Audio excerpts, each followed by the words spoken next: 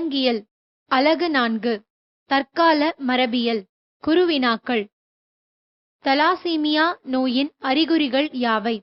எலும்பு மஜ்ஜை செயலில் குறைபாடு, வெளிப்புற இரத்த ஓட்ட இரத்தக்கசிவு, மண்ணீரல் மற்றும் கல்லீரல் வீக்கம். சூப்பர் பக் என்றால் என்ன? மரபு பொறியியல் மறுசேர்க்கை பாக்டீரியங்கள் சூப்பர் பக்குகள் என்று அழைக்கப்படுகின்றன. கடலில் உள்ள எண்ணெய் மாசுக்களை நீக்குதலில் பெரும் பங்கேற்கின்றன. எண்ணெய் கழிவுகளில் உள்ள ஆக்டேன்கள், சைலின்கள், கற்பூரம் மற்றும் டொலுவீன்கள் சிதைக்க வல்லது. கேரியோடைப்பின்கின் பயன்கள் யாவை? கர்ப்ப காலத்தில் ஆம்னியோசென்டிசிஸ் முறையின் மூலம் பிறக்கப் போகும் குழந்தையின் பால் கண்டறியப்படும். மரபியல் குறைபாடுகளை கண்டறியலாம். குரோமோசோம் பிறழ்ச்சிகள், அணுப்பிழையாயிடி போன்ற குறைகளை கண்டறியலாம். சந்ததி வழித்தொடர் ஆய்வு என்றால் என்ன?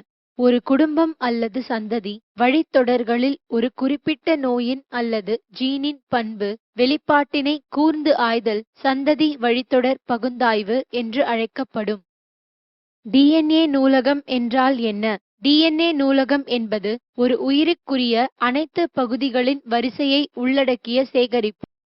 சிடிஎன்ஏ என்றால் என்ன? எம்ஆர்என்ஏக்களின் மூலமாக அவற்றினை உருவாக்கிய ஜீன்கள் அல்லது டிஎன்ஏ துண்டுகள் சிடிஎன்ஏ அல்லது நிறை உறுப்பு டிஎன்ஏ எனப்படும். ஜீன் சிகிச்சை என்றால் என்ன? அதன் வகைகளை எழுதுக. மனிதனில் தவறான ஜீன்களுக்கு பதிலாக திருத்தப்பட்ட ஜீன்களை நுழைப்பதாகும். உடல் செல் ஜீன் சிகிச்சை முறை, கருச்செல் வழி ஜீன் சிகிச்சை முறை. குளோனிங் வரையறு. குளோனிங் என்பது மரபொத்த உயிரிகளை பிரதிகளாக உற்பத்தி செய்யும் செய்முறையாகும். வளர் மரபியல் மற்றும் கருவளர் இயல்துறை அறிவு பெரிதும் இதற்கு உதவுகிறது. மாறுபாடடைதல் என்றால் என்ன?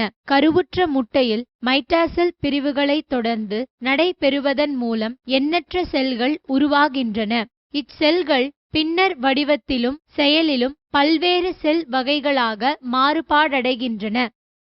சந்ததி வழித்தொடர் வரைபடம் என்றால் என்ன? இது ஒரு குடும்பத்தின் ஒரு குறிப்பிட்ட பண்பின் வரலாற்றை உணர்த்தும். இது பல குறிகளால் வரையப்படும். ஒரு குறிப்பிட்ட மரபு நோய் சந்ததி வழித்தொடர்களில் எவ்விதம் வெளித்தோன்றுகின்றது என்ற அதன் பாதையை அறிந்து கொள்ளலாம்.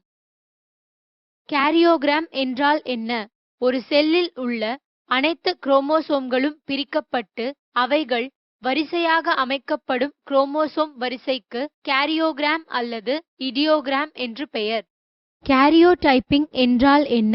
கேரியோடைப்பிங் என்பது யுகேரியோட் செல்களில் உள்ள இரட்டை எண் குரோமோசோம்களின் அனைத்து பண்புகளையும் விளக்குகின்ற குரோமோசோம்களின் தொகுப்பாகும். குரோமோசோம்கள் நிலைத்த வடிவமைப்பு குணங்களான எண்ணிக்கை, வடிவம், பருமன், இரண்டாம் நிலை சுருக்கம், புஜவிகிதம் மற்றும் நிறக்கற்றை அமைப்பு மூலம் அடையாளம் காணப்படும். Please subscribe our channel for more videos and educational contents.